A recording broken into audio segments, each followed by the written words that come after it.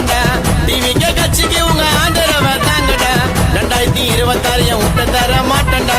தளபதி உன்னை சொன்னா கோடி ஜனம் கூட்டண்டா தளபதி உன்னை சொன்னா கோடி ஜனம் கூட்டண்டா டேய் இருங்கடா கொஞ்ச நாள்ல நாங்க வர போறண்டா டிவிக்கே கட்சிக்கு உங்க ஆதரவை